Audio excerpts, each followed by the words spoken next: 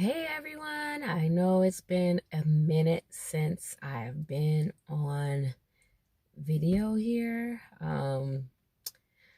There's been reasons. So one of the reasons is because I've been working like a Hebrew slave, but a paid Hebrew slave. Let's remember that, but yet a Hebrew slave since this COVID-19 has came about. And then I also had kind of stayed away from the video just because I had been really going through it emotionally, and I did not want to be on video breaking down and crying in front of you guys. And I mean, it wouldn't have been like, maybe a swelling of the tear and, then okay, it'd go away. No, it was gonna be like tears coming down and everything because I just been really going through it emotionally here lately. And I just did not, I knew I was being emotional. I knew where I was at. And it's not to say that I'm still not there, because I had a little breakdown yesterday too. So but I just didn't want to be on here uncontrollably crying. However, I just feel like if that's what I'm gonna do, then hey, that's what I'm gonna do. So at least I could do the crying looking beautiful and great. I'm just saying. Anyways, I'm just playing. But anyways, so this journey of healing, this journey of going through this process, this journey of really being really having to look at myself and evaluate things, evaluate past relationships, evaluate how I've operated and the things that I've kind of, I guess, tolerated and dealt with in these relationships has really been hard, right? So like for instance, yesterday I had this dream, and for some reason I can't like pinpoint what the dream was. I really can't. However, something in the dream caused me to wake up. And when I woke up, I thought about this incident where in the last reel with Sergeant Slaughter, I woke up and I thought about this one situation, this one incident where I called him, he didn't answer the phone, and this was after I caught him with the girl that was at 3:00 in the morning. And so I drove to his house. And yeah. And so I sat there. His car was gone. I was like, okay, Lord. We're going to have another incident. That's exactly what I thought. We're going to have another incident. So, Lord, I'm going to go ahead. I'm going to be calling in. Not going to be going to work because I'm going to see it. And so I sat there. And then he called me. And he had told me he had to go and do something in regards to, his job or whatever. And because whoever was supposed to do it, they weren't there. And I could have easily drove to where his job was at, where I could have seen it, but I didn't. I don't even know why. And so in my mind yesterday, I was like, girl, you're stupid. Why didn't you go over there and drive to where this man said he was going to be at to verify his story to see if he was telling the truth? Like, I'm saying this to myself all yesterday while I'm laying in the bed and I'm thinking about this whole situation. Like, I'm like going through all this. And, so I kind of was in a little funk, a little bit yesterday. And, and then kind of just went through some things and just, cried it out and, prayed. So, I got out of that. But, I wanted to speak about, priorities and options. And these are, the chronicles of bad relationships. Okay, so priorities and options is what I'm going to speak about today. And what I have begun to figure out in my relationships that I've been in with these, men is that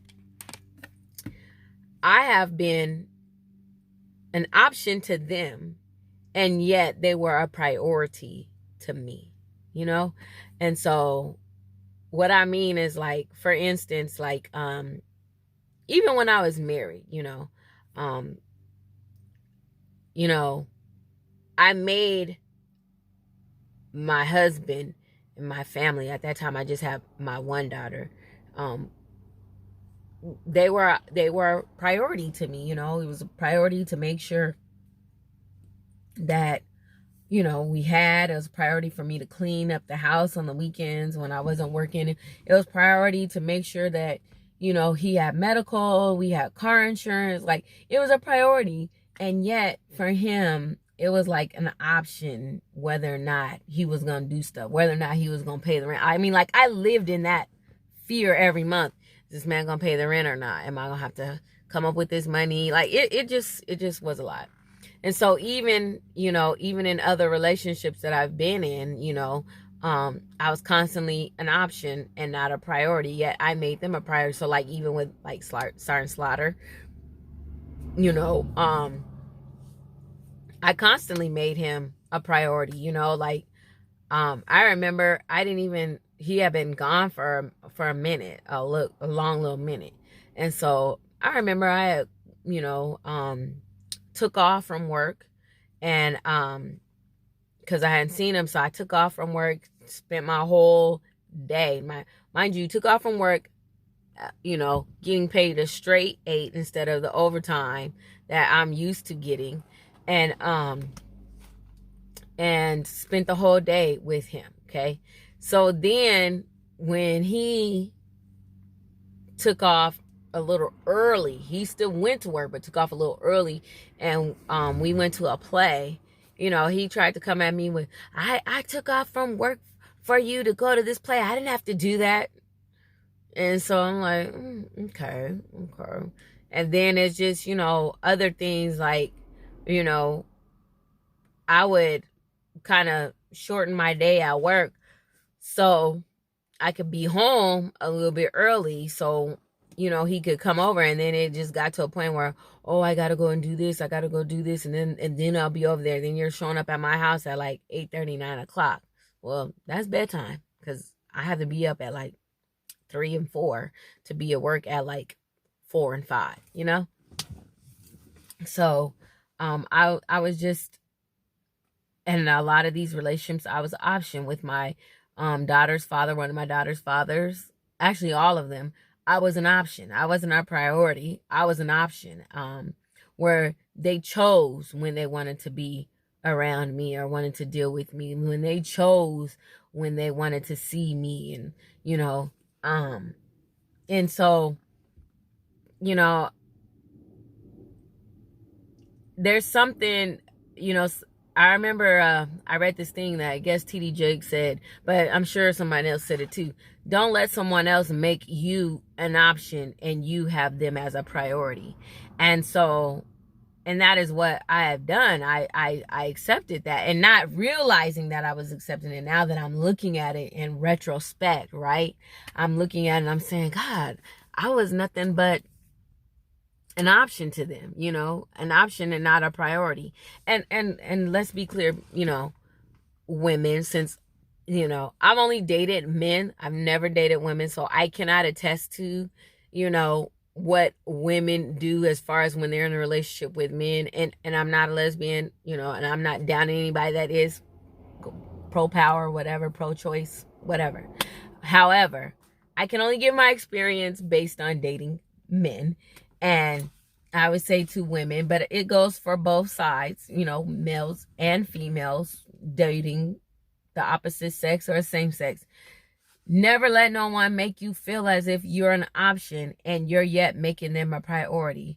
And the problem is that when we are in these situations, it's hard for us to see it. You know what I mean? Because we're so busy trying to work so hard to try and make it work. And we're trying to, say, okay, sometimes it's not always going to look like roses. It's not going to be all picture perfect.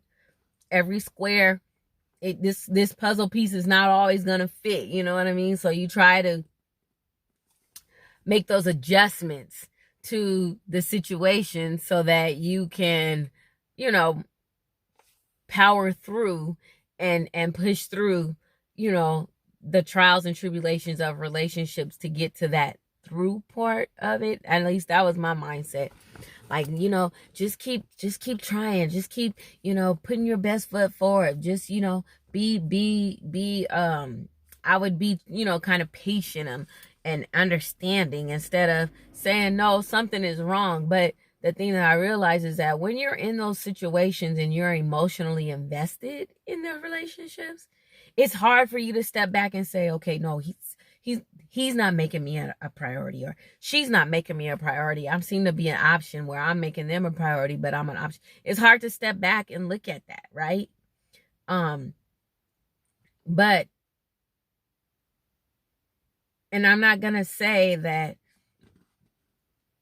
oh, you should do that, or you should try and step back, but you should if you can emotionally step back and reevaluate the relationship and really kind of take some of your emotions out of it and evaluate the relationship, then see, is it matching up to what it is that you want? And so, like, for me and Sergeant Slaughter, I knew like I was gonna have to do something. I knew for two reasons. One reason was because I knew that more than anything else, that I knew I wanted to live right, and I wanted to live right according to what I believe God's standards were. So I knew that me being with him, it was going to be next to him. It was going to be impossible. Not next to impossible. It was going to be impossible because of where I knew I needed to be spiritually, with God. I knew where I needed to be. And I knew that spiritually we were not, equally yoked at all. We were not we weren't, I could see things.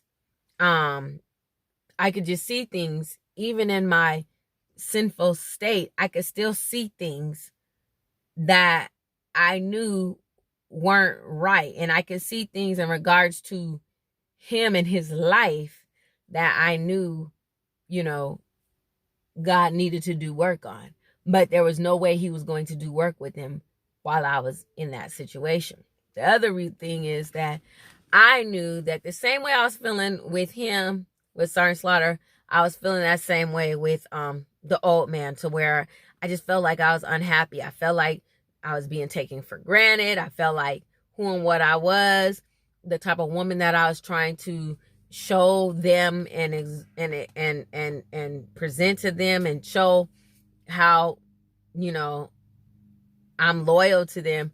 They were taking advantage and they couldn't see it. And so in that, it was making me unhappy because I'm making their feelings and their issues and their concerns a priority, whereas my concerns, my happiness, and my issues were not. They were not a priority at all, And so I say that because, like, for instance, I'll never forget, I was kind of going through a situation with one of my kids' father, and it was whew, it was one where, if I was into that life, I could have got a hitman and just knocked this man off, okay? Because that's how bad my daughter's father was taking me through. And so when you have somebody that's in your life, you're supposed to be able to go to them and express and share your pain with them, right? And so I did. And well, first of all, let me say, I was going through it the night before, and I couldn't even get in contact with the person I'm supposed to be with. So I couldn't get in contact with Sergeant Slaughter at all. And I'm, going through it emotionally, and that's who I should go to, right? No, because he was not available to me. Then the next day when I talked to him and I'm expressing to him what I was going through, and I'm all crying, and I'm just, because it had bothered me. I mean, this thing had torn me to a point. I had to cry out, Abba, Father, why have thou forsaken me? Okay. And so I went to Sergeant Slaughter and I'm talking to him, and he then creates an argument. He's so stuck on the fact that I was like, you weren't there when I was trying to call you. And I'm like, and he was focused on that instead of focusing on what the issue was at hand. Okay. So that's when I say, like, again, I was an option. I wasn't a priority. And so, and so the same thing was certain, the old man, like, I was going through some stuff, like, I have issues with my car, whatever. Now, you should be the one that I should go to and say, oh my goodness, I got to pay for this, or I got to do this. In my opinion, okay?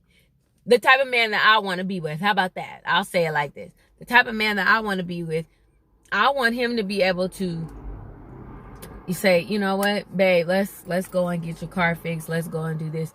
No, this man wants to be all, oh, well, well, hopefully you could figure it out.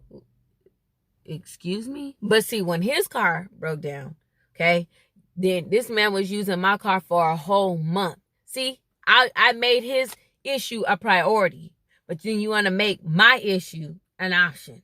And so I just began to see how unhappy I was becoming, even dealing with Siren Slaughter.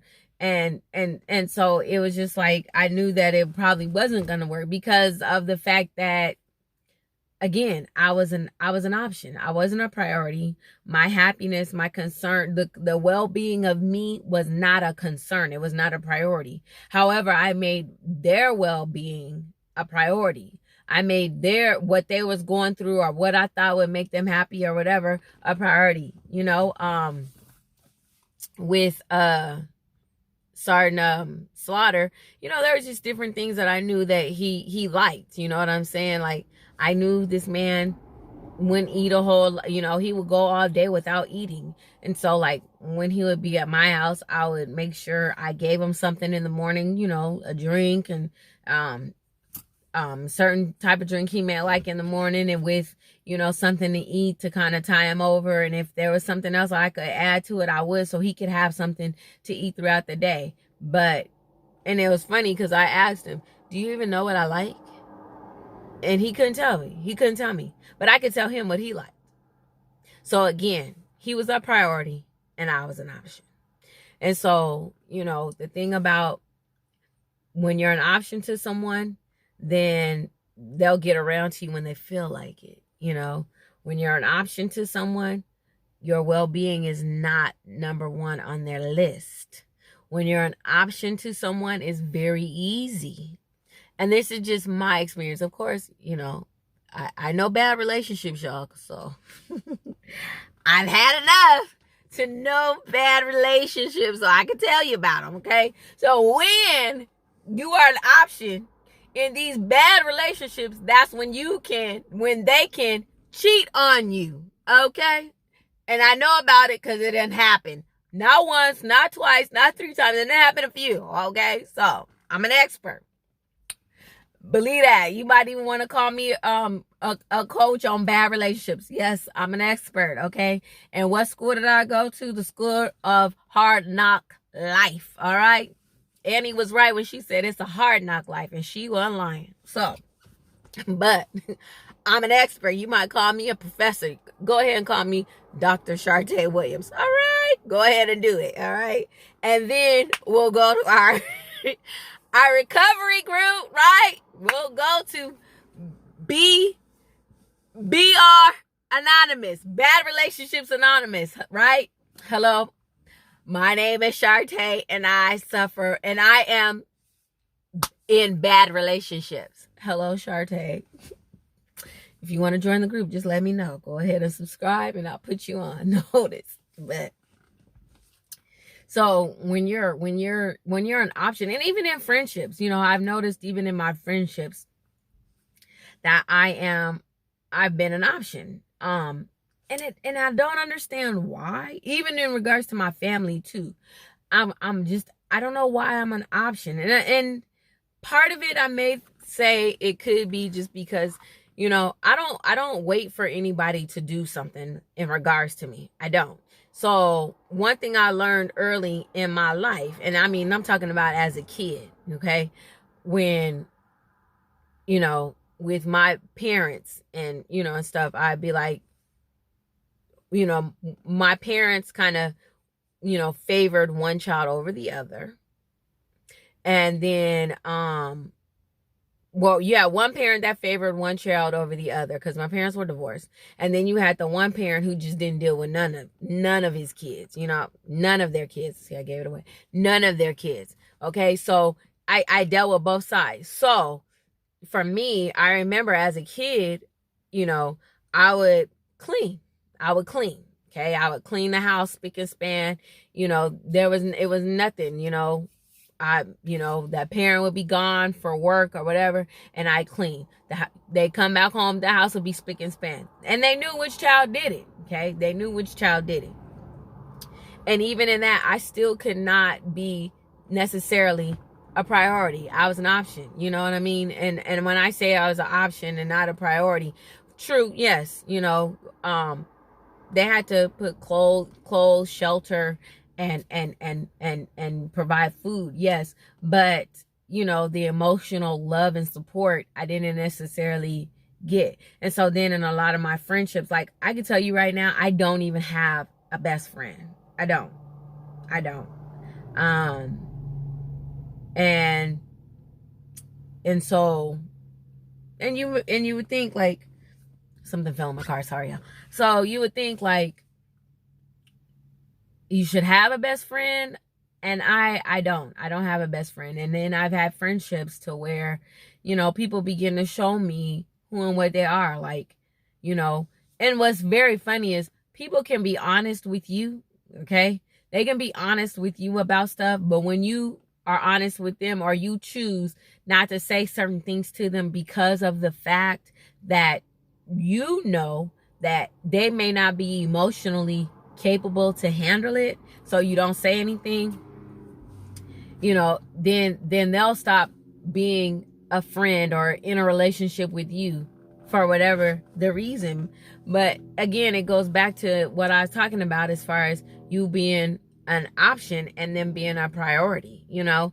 I had one friend where, you know, she just felt like her life was just so much better than mine because she, you know, she was married to her kid's father, and even though, you know, the husband cheated on her, she stayed in the marriage because for the sake of her kids, but then looked at my life and was like, oh, you know, you got this going on, I don't know, you know, just felt like everything that I did wasn't really much of nothing. Okay, I'm okay, all right.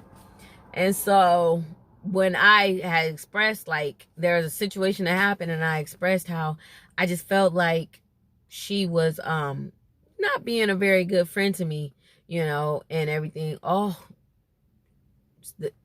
sis got mad and want to tell me I better take it back, and I'm like, no, you know, when I talk to you about certain things, you want to tell me. Even when I was talking about I was looking at trying to buy a house. Oh, I don't think you should do that. Then when I was trying to, you know, go a certain level in my job, oh, I don't think you will be good at doing it. I mean, just negative. And so I said, you know, you haven't been a real good friend, and got mad when I said, you better take that back, and then hung up in my face. Okay, girl. But, you know, so when it's easy for people to say what they want to say to you, but when you say it back, then they got a problem. And so even in these relationships, friendships, you know, love relationships, family, you know, it all goes back to people valuing you, number one, valuing yourself, and then people, whether or not they're valuing you and the relationship that you have. If they're making you an option, that's not where you want to be. That's not where you want to be, because if you're gonna make them a priority, then they should make you a priority too. So I will say that I don't have a lot of friends, not at all.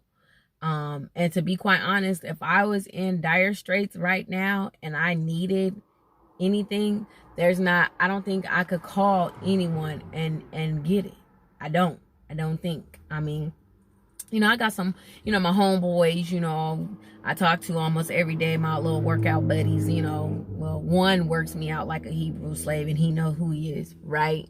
And then the other one, he's on this workout kick right now, but you know, whatever. I call him Boo. But, you know, them I talk to, but there's not no one that I would like be like I need. And even in my relationships that I've been in, is not, you know, when I've needed, if I needed emotional support, if I needed monetary, which I would never ask monetary, really. I think one time I asked, and I mean, it was like account was negative plus, and I wasn't getting paid for another 2 weeks. Then I finally asked. Outside of that, I don't like asking, but even if I needed, I couldn't find anybody that I could go and ask. But and so that's why I try to make sure I always have. But, you know, I just really understand that, you know, as I'm thinking and, you know, as I've been emotional in these past few weeks and thinking about stuff, what I realize is that I feel like in all my relationships, I've been an option and I was not a priority. And so it leaves me with a very messed up, skewed outlook on relationships. It does, because again, like I said before in one of my videos, let's just say I've had 10 relationships, right? And I'm just throwing out a number. I don't even know if it's really been 10, but let's just say I've had 10 relationships. In those 10 relationships, all of them have been bad, and not in all of them I've been a option and not a priority, where I made them a priority and it just came out really, really bad. You know what I mean? At the end of the day, I know that we all want to be loved. Whether a woman wants to be loved by a man, or a woman wants to be loved by another woman, or a man wants to be loved by a woman, or a man wants to be loved by another man, whatever your preference. We all, at the end of the day, we all want to be loved. We all want to be loved. And even the Bible talks about, out of everything that we could do, any gifts that we have, the biggest one that we could ever attain is love. Because it was love as to why Jesus got on the cross and died for us. It was love that God sent his son. And they call his name Jesus. And he knew that he was to die on the cross. It was love. So we all want to be loved. But I really think that in looking at it, we should definitely want the love that we should want and seek the love that we would give to someone else, right? So my love is a love that I'll give where I'm not going to cheat on you. I'm not going to disrespect you. I'm definitely going to honor you. I'm definitely going to appreciate you. I'm definitely going to put you as a priority. I'm definitely going to see you like God sees you, as his son or his daughter or his child. How about that? As his child. And God's heart is always concerned about me, right? God's heart is always got Shartae on his mind. God's heart, he says he thinks good and not evil. So the person that, you know, when you're loving somebody, when they're a priority, you want good for them and not evil. And you're going to help them to attain that. Right? Yeah. So I just want to tell you guys, like, don't let no one play you as an option. You're not an option. You're a priority. Always. No matter what, you are a priority. And it's a painful thing when I sit back and I think about this, and I think about all these relationships and how I was not. How I gave and gave and did and gave in these relationships where I was nothing but an option. But I made them always a priority. Always. I always did. So, and it's painful. It's painful to have to realize. It is. It's painful to have to sit back and think about it. Even when I woke up yesterday morning and I thought about that, you know, that incident I was speaking about, I was like, wow, you know, it was painful. That stuff is painful, because then you begin to see, God, I was not a priority. I was not. That sucks. But, you know, you live and you learn, right? Yes, you definitely do. So, you know, if anything, I can be an expert on bad relationships, y'all. I know about them. I know enough about them to tell you how not to get them. And I used to tell my cousin, I said, you know, I could tell you how to get a man. And I can. I mean, you know, I ain't get a man. The problem is keeping them. But that's not my issue. The problem is not me and me not keeping them. The problem is that I have the ones that have came to me, something within me has attracted the wrong one. And they're not worthy to be kept anyway. Again, the option, they made me an option and I made them a priority. So they didn't want to be kept in the first place. So yeah, anyways, y'all, I just hope it's something to just think about. Know, and I'm going through this, knowing my value and knowing my worth and knowing who and what I am and knowing what I want and what I deserve and what I ultimately deserve. I don't deserve no half-cocked, piece of crap coming to me. No. If I'm giving you a whole steak, then I deserve a whole steak. Don't be giving me the bits and pieces that, the little fat pieces on the steak. And let me be clear, I don't even like steak. But don't even be giving me the fat pieces on the steak. And don't be giving me the shape of the T-bone. And I ain't even getting none of the meat. But you're getting all the meat with me and the baked potato and the biscuit and the nice asparagus with it seasoned. Don't be taking them plates, y'all. Them optional plates. No, you go to the priority plate. And if you can't get the priority plate, you send that plate back. Send it back. It ain't for you. It stinks. It ain't for you. So, just saying, But this is, Dr. Shartae Williams on bad relationships. Remember, I'm the professor of that college, university. So, until next time, I hope you guys are staying safe. COVID is still out here, running rampant. Make sure you're staying safe. Anybody coming around you sneezing and coughing, you better tell them to get the hell away from you. Because you don't want none of them diseases, all right? We want to be COVID free. And just pray for all those that are going through it, that have it. You pray for God to give them healing. And, and that they make it through. And it becomes a testimony for them and God can use it. Amen. Amen. Yes. So until next time, y'all, remember, don't let nobody make you an option. You are always a priority. God sees you as a priority, and so should the person that's supposed to love you should see you as a priority too. Amen. And if you're the one that's making people an option, you need to get yourself together. I'm just saying, get yourself together. If you can't see a person as a priority, stop dealing with them. Stop dealing with them. Because you're just making it rough on yourself. Please understand. I know the world talks about karma, but the Bible is right. Whatsoever a man sowed, that also he must reap. And it may be good in the hood for now. And maybe even a year from now, it may be good in the here. But when my grandmother said, everybody got a day of reckoning. And my grandfather said, every dog will have their day. And some dogs will have two. Okay? And when it comes, when you least expect it, and when you really need it, that's when you're going to sow you're going to reap what you sow. Okay?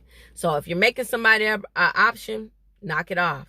Either figure out that they need to be a priority to you or leave them alone. I'm just saying, anyways, until next time, y'all, namaste. God bless y'all. And I hope you guys are staying safe until next time. And pray for me as I pray for you. Subscribe if you like. Send it to your friends. Yay. Thank you.